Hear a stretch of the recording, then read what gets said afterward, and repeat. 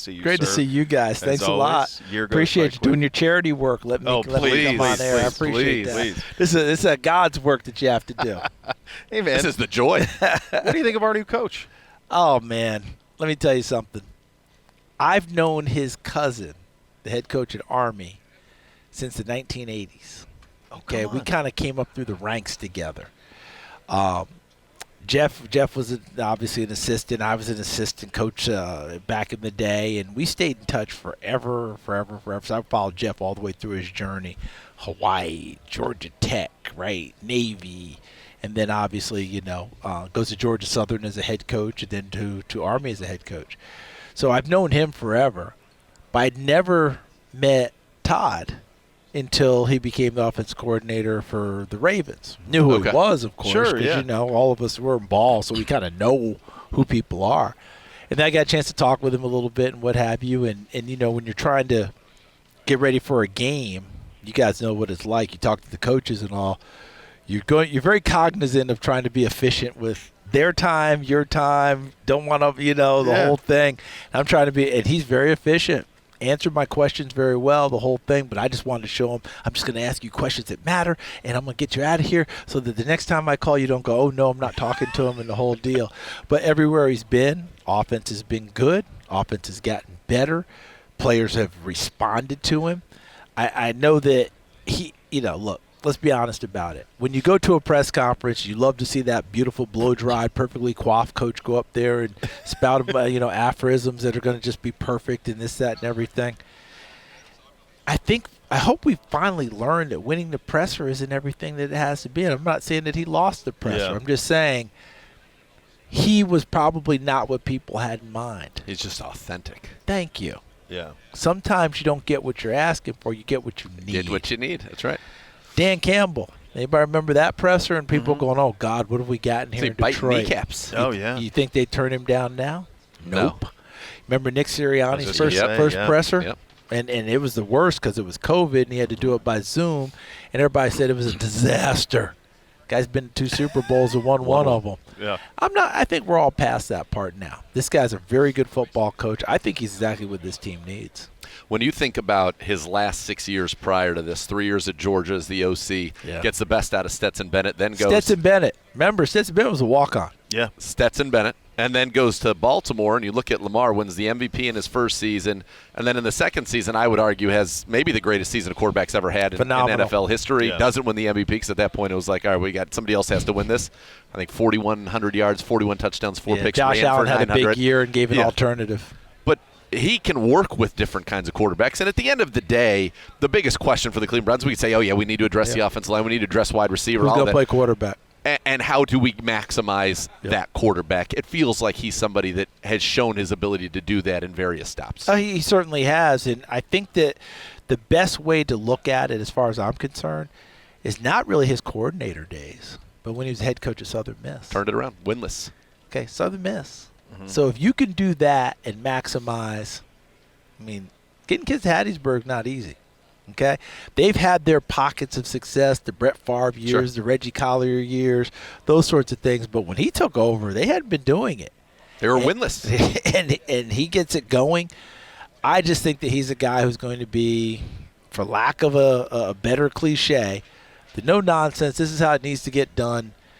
I don't think that he's necessarily a super yeller or screamer, but he knows what he knows, and he knows it really well, and he knows that it works. And I think he also understands personnel. How do I evaluate personnel, and what do I have, and how do I maximize what they do well? That's so, exactly yes, right. Can we get a quarterback? Okay, great. Whoever that quarterback is, how do I run my offense based on that quarterback? That's what he did at Georgia. Exactly right. Okay, when Stetson Bennett ended up being the guy.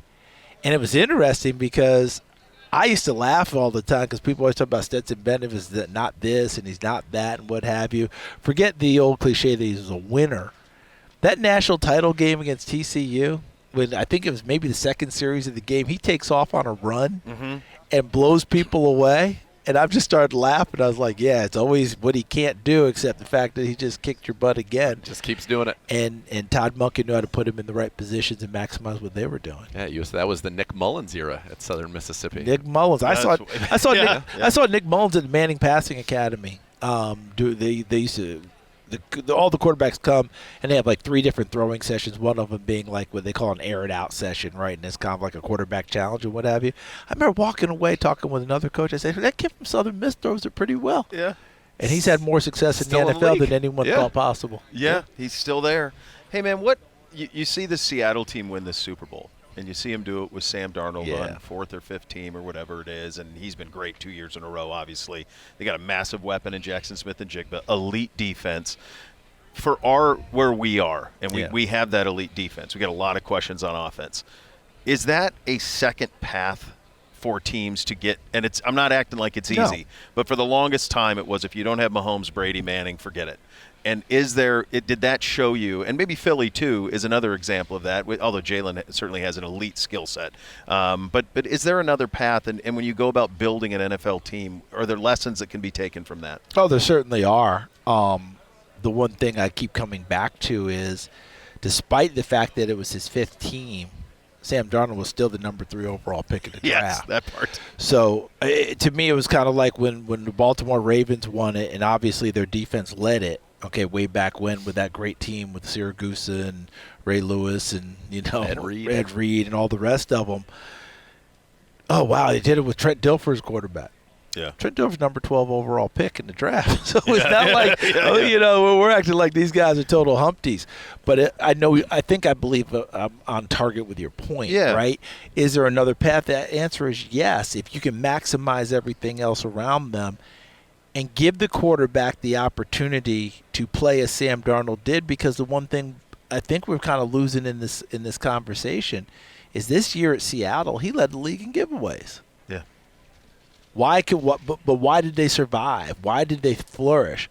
Their defense was so good that he could go ahead and let it rip. Mm-hmm. Because, yes, he led the league in giveaways, but he also led the league in a lot of big plays, all right? There's a lot. That ball was getting downfield, all right? Yeah. Jackson Smith and Jigba and crew, getting Rashid Shaheed when he came over.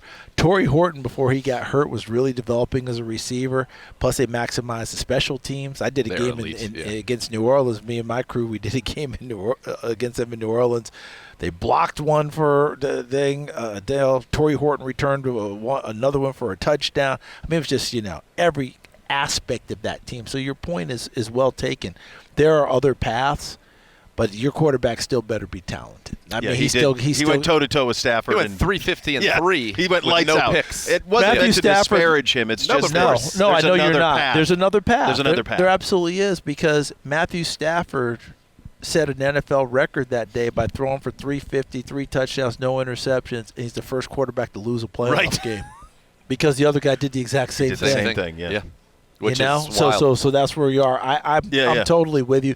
There's another path. I mean, Russell Wilson was a 3rd-round guy, and they won a Super Bowl. Okay. Yeah. Brady, just take that and throw it out. That's such a crazy anomaly, an outlier. You got to get back to David Woodley being the quarterback of the Dolphins and getting to the Super Bowl. You got to get back to people like that. Yeah, Brock Purdy, is another kind of total outlier. Yep. When you look at this team, and you even piggybacking kind of off Beau said with Seahawks, Jackson Smith and Jigba. Now we've had Jerry Jeudy's been to a Pro Bowl. I really like Isaiah Bond. He's got some juice to him, but I think we're looking for that guy. At number 6, an opportunity. The Browns. You'll enjoy this. Since 1999, the Browns have picked 2 receivers in the 1st round. And they are Braylon Edwards, Corey Coleman. Wow. That's the end of the list. Bummer. Braylon Edwards had his moments. He had a 16-touchdown season. We'll give him that. I don't think Corey had any. No, unfortunately not. Unfortunately for him. Yes. This is very similar to last year in Green Bay for the draft. Yeah. And they picked Matthew Golden, and remember the place came unglued? Mm-hmm. They hadn't picked a receiver in the 1st round since 2002. I know. Okay? Yeah. It's like if the Cowboys pick a safety in the 1st round. Yeah. I don't think they've done that since 2005. These are the sorts of things, but can you get them? Well, this is a year, right, where you think they're their guys, right? Okay, was it Mekhi Lemon? Lemon, Carnell Tate. Tyson. Jordan Tyson. Who's your flavor? Look, Carnell Tate, Central Casting. All right, Agreed. Ohio State kid coming to town, 6'3". going to work, 6'3", great target for whoever your quarterback is. All those things that come with it. As I'm diving into my evaluation, this is early. Tate's the cleanest one of the group for me. I know other people like Lemon. Some people like Tyson's explosiveness. But Tyson's been dinged a lot. There's medicals. a number of drops that I've seen in there that would concern me, although he's still a top-level player. Tate's a guy, to me, is ascending. You know, I feel like he's still rising because, remember, Jeremiah Smith was there. He wasn't supposed to be seeing it as much. And he's used to being around other people who are great. Must be great himself. So if Tate's name gets called, that makes a lot of sense to me.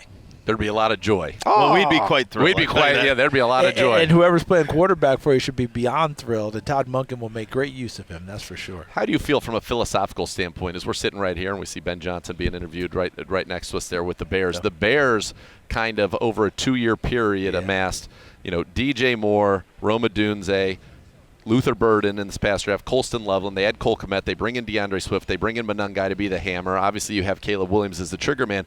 But once he came in, not only did they keep drafting these weapons, then they addressed the line. Yep.